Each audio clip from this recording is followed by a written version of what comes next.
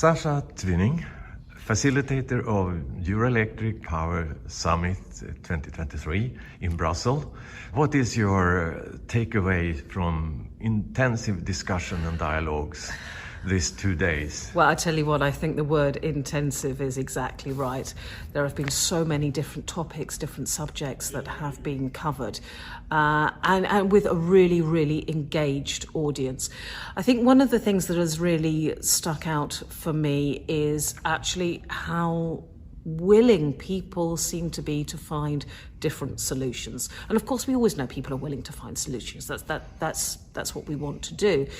But there is no sort of sense of competition. It very much is a technology neutral space almost, with everyone working towards the same aim and actually being really clear on the size of the challenge and the different parts of the challenge.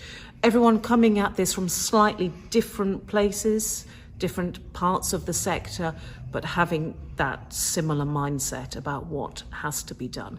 So there have been some very good conversations about electricity market design, what needs to change there, various other regulations for the wider industry, and pricing as well. I mean, naturally, the sort of topics that you would expect to be discussed at a forum such as this. And particular issues? One of the issues that is crucial and possibly doesn't get the amount of attention that it should deserve is the use and the sourcing of critical raw materials. I mean, critical, as the name would suggest, for the industry and actually the wider sector as well.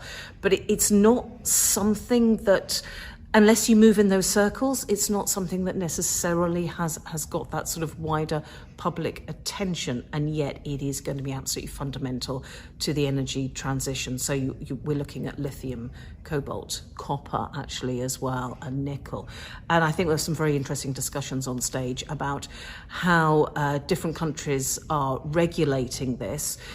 So you have the Critical Raw Materials Act in the EU, you have America with the way it's dealing with this.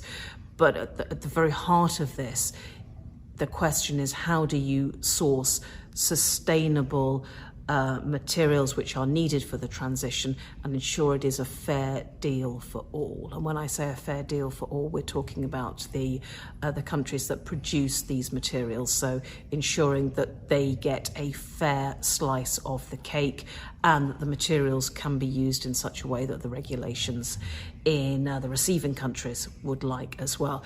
I tell you something else which we talked about is decarbonisation of buildings and how you increase the sustainability of our building stock, which we know is vast and it's a massive challenge. But we had some really good conversations about active buildings and how buildings actually could be connected to the grid and have that two-way process so that you could use energy but also save energy, and the grid could talk to the home and vice versa, so you could sort of even out the supply and demand and the way that the building used that.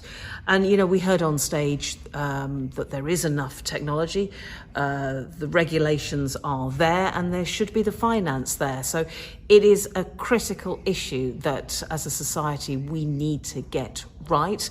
And it was good to hear the way different parts of the sector are tackling this.